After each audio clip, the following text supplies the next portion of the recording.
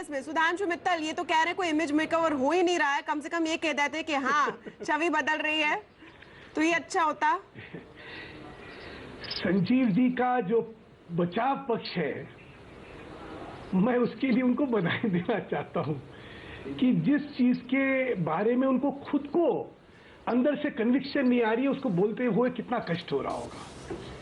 अब इनके तर्क और वितर्क देखिए। संजीव जी कहते हैं पार्लियामेंट्री बोर्ड ने फैसला लिया। संजीव जी, थोड़ा अगर मुझे ज्ञान है तो पार्लियामेंट्री बोर्ड विलय का भी फैसला लेता है। आपके पार्लियामेंट्री बोर्ड ने विलय का फैसला लिया था क्या? फिर विलय कैसे हो गया था? और क्या ऐसी चीज हो गई जिसकी वजह से मैं खत्म कर लूं? मैं देखिए, मैं बीच में नहीं टोकता, मेरे को मेरी बात रख लेने दे। बिल्कुल बिल्कुल। पार्लियामेंट्री बोर्ड ने विलय का फैसला बदल क्यों दिया था? अब देखिए, ये जो आपने कहा ना छवि बदलने का, बिल्कुल आप सही कह रही है कि एक प्रश्न हो रहा है कि भाई एक छवि दिखाई जाए। क्यों? क्योंकि 2012 से पहले भी ये एक छवि ने सबको ठगा था। क्या छवि दिखाई थी? डीपी यादव जो थे इनके संगठन में आना चाह रहे थे जी, तब अखिलेश ने डीपी यादव को रोका और उस चीज का इतना प्रचलन हुआ कि देखिए इस पार्टी में एक अब नई संस्कृति आने वाली है। जो पार्टी पहले गुंडाई के लिए पहले हर तरह की जिसको के लिए मानी जाती है, उस पार्टी में एक नया नेता आया है और वो नया नेता गुंडाई के खिलाफ है। इसलिए देखो डीपी यादव को नहीं आने दिया और लोग उस भ्रम में छल लिए गए। आज 4.5 साल बाद ये फिर उसी तरह की चीज को दोहराने की कोशिश हो रही है, लेकिन छवि और सत्यता दोनों का लोगों को पता है, इसलिए ये छल में कोई आने वाला नहीं है। ओके। नहीं तमन्ना जी, ऐसा नहीं है, मुझे नहीं लगता। मैं आपकी बात से सहमत नहीं। एक तो सबसे पहले मैं सुधांशु मित्तल जी की बात पर आता हूँ कि उन्होंने कहा कि पहले भी पार्लियामेंट्री बोर्ड का ही निर्णय हुआ। मुझे लगता है कि उनको इस बात की जानकारी पुख्ता नहीं है। पार्लियामेंट्री बोर्ड तो अभी मीटिंग जब हुई तब ये निर्णय लिया गया, इससे पहले पार्लियामेंट्री बोर्ड की बैठक ही नहीं हुई। तो ये कहना कि पार्लियामेंट्री बोर्ड की मिश्रा जी, क्या आप पूरे कार्यक्रम में ऐसे औपचारिक जवाब देंगे या आप सच बोलेंगे कि क्या हो रहा है उत्तर प्रदेश में? मैं उम्मीद कर रही हूँ, मैं होप कर रही हूँ बिल्कुल साफ बात कि आप खुलकर बोलेंगे। मैं तो बिल्कुल साफ बात कह रहा हूँ कि 4-4.5 साल जिस तरीके से समाजवादी पार्टी और हमारे नेता अखिलेश यादव जी ने मेहनत की है, विकास किया है उत्तर प्रदेश में, जी हर वर्ग के लिए काम किया है। ऐसे सब थोड़ा विजय जी को बतला दूं मैं कि नाटक हम लोग नहीं करते हैं। जहां पे राष्ट्रपति शासन लागू हो ही नहीं सकता इन विषयों को लेके, वहां पे उसकी मांग उठाने को का नाटक आप लोग कर सकते हैं, हम नहीं कर सकते। आपने एक चीज अच्छी कही कि अगले चुनाव में एक बहुत बड़ा मुद्दा जो है, अहम मुद्दा है कानून व्यवस्था का, क्योंकि जो अराजकता और गुंडाई इस समय चल रही है वहां पे जनता त्रस्त है, आक्रोशित है और इसीलिए इस सरकार को चलता करने के इस समय आतुर है। लेकिन दूसरी चीज भूल गए विजय जी, दूसरा जो मुद्दा है वो भ्रष्टाचार का है और आपकी नेत्री जो है उसका प्रतिबिंब है वो अगर कोई एक व्यक्ति उसका जो है वो चेहरा दिखता है तो वो आपकी नेत्री हैं। तो आपने अच्छा कहा, आधा ही सत्य बोला, आधा नहीं बोला। मुझे दुख है कि आप रिसर्चर होने के बाद इस तरह की बात करते हैं। इसी बात समझ लीजिए। सांप्रदायिकता का हमें कभी फायदा नहीं होता। इतिहास साक्षी है और जो चीज मुझे और इतिहास में स्पष्ट है। तो फिर अमित शाह जी कैराना की क्यों बात करते हैं बार बार? सुधांशु मित्तल जी, अमित शाह जी कैराना की क्यों बात करते हैं बार बार? मैं खत्म नहीं, आपने बताया एक पॉइंट, सांप्रदायिकता के पॉइंट पे आप आए। तमन्ना जी, आप तमन्ना जी मैं खत्म कर दूं? ओके, आप खत्म कीजिए, लेकिन आपको देखिए, आप बात करें सांप्रदायिकता इसी विषय पे कहता हूं मैं, इसी विषय पे कह देता हूं जी। तमन्ना जी, हम हर मुद्दा उठाते हैं जो कि यूपी की जनता को त्रस्त करता हो और ये एक राजनीतिक दल का उत्तरदायित्व है। अगर एक वहां के आतंकी माहौल में एक समुदाय के लोग जाएंगे, लेकिन महंगाई का मुद्दा नहीं उठाते हैं सुधांशु जी। महंगाई का मुद्दा बेरोजगारी से त्रस्त नहीं है लोग, बीच में बोलता, बेरोजगारी से त्रस्त नहीं है लोग। अच्छा, एक मिनट आपको सुनाते हैं कि अमित शाह ने आज क्या कहा इसी पॉइंट पर, कैराना पर अमित शाह जी ने आज क्या कहा, आपको सुना देते हैं जी। जरूर। पलायन हो गया, बहुत बड़ा पलायन हुआ और सर कैराना में नहीं हुआ है, पश्चिमी उत्तर प्रदेश, पूर्वी उत्तर प्रदेश, जगह जगह हो रहा है। वो कहते हैं ये कम्युनल मुद्दा नहीं है, लॉ एंड ऑर्डर की जिम्मेदारी है, भाई लॉ एंड ऑर्डर कौन ओबामा आकर संभालेगा? आपने ही तो संभालना है लॉ एंड ऑर्डर। किसकी जिम्मेदारी है अखिलेश बाबू? ओके संजय, बिल्कुल सही कह रहे हैं। उसका कारण ही है कि छवि और सत्यता, हम लोग कहीं ये भुलावे में रहते हैं कि छवि और सत्यता अब लोगों को समझ नहीं आती, वो छवि पे जाएंगे, पर नहीं होगा। देखिए, जब तक मुट्ठी बंद होती है तब छवि चलती है। जब एक बार लिफाफा फट जाता है ना, फिर छवि नहीं चलती। लिफाफा फट गया, सबको सत्यता पता लग गई है। जैसा मैंने कहा, डीपी यादव को रोकना तब जो था, छवि के साथ उनकी मुट्ठी बंद थी, तो लोगों को लगा नहीं भाई देखो ये नया चेहरा है, इसमें ईमानदारी है, ये आपराधिकता के खिलाफ है। लेकिन आज 4.5 साल का जो इतिहास आपराधिकता का रहा है और जिसमें अखिलेश खुद भी सम्मिलित रहे हैं, देखिए हर थाने में उन्होंने जात के हिसाब से, धर्म के हिसाब से पोस्टिंग करी।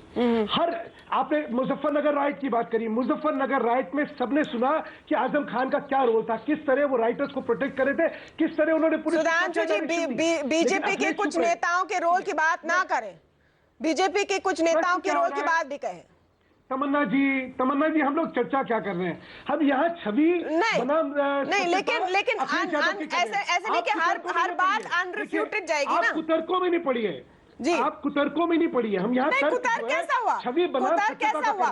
सांप्रदायिकता और लॉ एंड ऑर्डर मुद्दे हैं या नहीं इस चुनाव? तमन्ना जी, मुझे मेरी बात रखने देंगी आप? मेरी बात रखने देंगी जी? ये है कि प्रेसिडेंट रूल की मांग नहीं करेंगे। आज यूपी गवर्नर की रिपोर्ट ले लेंगे, लेकिन प्रेसिडेंट रूल की मांग नहीं करेंगे। दीजिए, मुझे मेरी बात खत्म करने दीजिए। विजय जी, आप थोड़ी सभ्यता रखिए ना। तमन्ना जी, आप जब बोलते हैं बीच में, मैं कंप्लीट कीजिए। प्रश्न ये है कि यूपी की जनता को सब चीज पता है। सभ्यता तो आप ही के पास है, केवल आप इतना लंबा बोलेंगे। आने वाली है ये कहना कि साहब ये 4.5 जो है मुख्यमंत्री है, 3.5 है, और बेचारी ये तो करना चाहते हैं, वो नहीं करने देते, ये दिखावा और छलावा जनता को ठग। अभय दुबे अगर नहीं कर सकते थे तो अभय दुबे यानी शादी में अब्दुल्ला दीवाना, यानी शादी में अब्दुल्ला दीवाना। तमन्ना जी, ना 3 में ना 13 में उत्तर प्रदेश बात को बुलाया इसको, क्यों? मुझे तो ये नहीं समझ आया। अरे सुधांशु जी, धैर्य पूर्वक सुन लीजिए। आप याद रखिए, इनका पॉइंट है सुधांशु मित्तल, इनका जो इनके पूरे आर्गुमेंट में जो निकल कर आया, मैं आपको बता दूं, जो हमें समझ में आया कि लॉ एंड ऑर्डर आपके शासित राज्यों में भी खराब है। आप किस मुंह से उत्तर प्रदेश पर उंगली उठा रहे हैं? अगर हमारे प्रदेशों में ये जो कानून व्यवस्था खराब है ना, तो तमन्ना जी, वहां की जनता हमें भी सबक सिखाएगी। प्रश्न ये है कि जहां पे हम यूपी की बात कर रहे हैं, अगर यहाँ खराब है तो इनको सबक सिखाएगी। अगर हमारे राज्य में खराब हो, हाथ तो आपका है। उत्तर प्रदेश की जब हम कानून व्यवस्था की बात करते हैं तो आपको जरा ये विजुअल दिखा दे, 1 मिनट, ये विजुअल दिखा दे जिसकी चर्चा विवेक कुमार ने की थी। वो बता रहे थे कि किस तरह पुलिस अफसर लड़ाई कर रहे हैं ब्राइब्स के लिए। ये देखिए विजुअल, वो लड़ाई कर रहे हैं रिश्वत के लिए।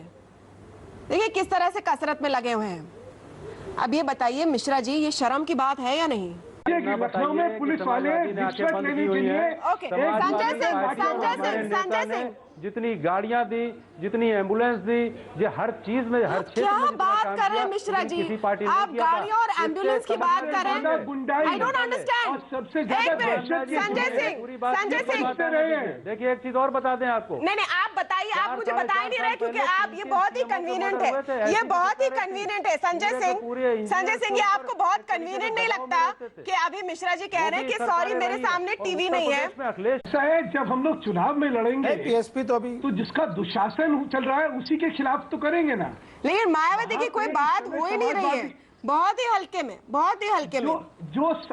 जी ऐसा है ना, सार्थकता किसकी राजनीतिक, उसके हिसाब से तो आप करेंगे। आप अपना दुश्मन जो है कोई और है और आप बात करेंगे किसी और की, तो ये थोड़ी राजनीति में चलेगा। आपको स्पष्टता से दिखता है कि जिसका दुशासन है, आप तो उसकी खिलाफत करेंगे, उसको उजागर करेंगे, उसके कुकर्म दिखाएंगे, जनता के सामने उसका सही चेहरा रखेंगे।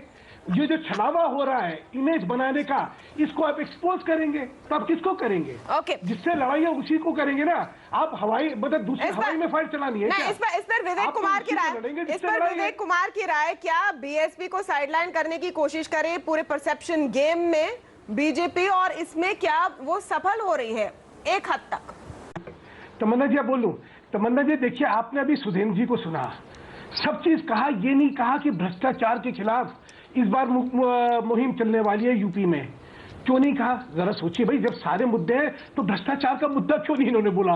क्योंकि ये भ्रष्टाचार का मुद्दा कैसे फंसे हुए हैं? थोड़ी तहजीब रखिए महाराष्ट्र, सुधीर जी थोड़ी तहजीब रखिए। आप वरिष्ठ आदमी है, बीच में नहीं बोलते, थोड़ा बीच में नहीं बोलते, थोड़ी तहजीब रखिए, थोड़ी तहजीब रखिए, थोड़ी तहजीब रखिए। आप इतने असभ्य कैसे हो गए हैं? नहीं, मैं तो मुझे बोलने दीजिए, आपसे बोलने तो मैं नहीं बोला। ओके प्लीज, मैंने आपको याद दिलाया कि उत्तर दे दीजिएगा। तो प्रश्न ये है कि भ्रष्टाचार का अगर कोई इस समय प्रतिबिंब है तो मायावती और इनकी पार्टी है। तो ये इसको तो मुद्दा ही नहीं मानते, शायद ना माने, लेकिन यूपी की जनता तो मानती है ना। प्रश्न ये क्या यूपी की जनता भूल जाएगी कि किस तरह से नग्नता से भ्रष्टाचार की पराकाष्ठा हो गई थी। और इसीलिए जो है अब की बार मायावती कहीं है ही नहीं। ओके, वहां पे सरकार है, सरकार की हम खिलाफत कर रहे हैं, सरकार का कुशासन है, सरकार से लोग आक्रोशित है, त्रस्त हैं, और सरकार सुधांशु मित्तल कह रहे हैं मायावती कहीं है ही नहीं पिक्चर में। हर्षवर्धन त्रिपाठी, आप इसको कैसे देखते हैं? क्या ये सोची समझी स्ट्रैटेजी? और देखिए कैसे 2 नीट बॉक्स में डाल दिया है इन्होंने, किस तरह की एक कह सकते हैं आपने ब्रांडिंग की है कि बीएसपी प्रॉब्लम है भ्रष्टाचार, एसपी प्रॉब्लम है लॉ एंड ऑर्डर, हम दोनों नहीं होने देंगे। ये है, बात कहने दीजिए, मैं जा रहा हूं, मुझे आखिरी बात कहने दीजिए। ओके। ऐसा है, अभय जी की समस्या यह है कि अभय जी यूपी में आपका अस्तित्व भी नहीं है, और जहां तक देश बचा, हर चुनाव में देश आपको जो है आप रहा है। अभी आपने देखा जो देखिए केरल में, देखिए बीच में ना बढ़िया, सब ना बनिए, तमन्ना जी आप बोले, मैं चुप रहा। अच्छा देखिए, प्रश्न ये, केरल में आप पिटे, वो असम में पिटे, आप बंगाल में पिटे, एक बात सिर्फ अपने दुख को नहीं देख रहे, आप इसी बात से एक सुझाव क्या करें? अभय जी मेरा कहना है, एक सुझाव आपके लिए है, ये आपका चुनाव क्या कर रहे हैं आप? हमें बोलने को चले तो आप कम से कम यूपी में पहले सार्थकता करें अपनी पैदा करिए। ओके नहीं, संजीव मिश्रा जी से मुझे उनसे बहस करने दीजिए। ओके, संजीव मिश्रा जी,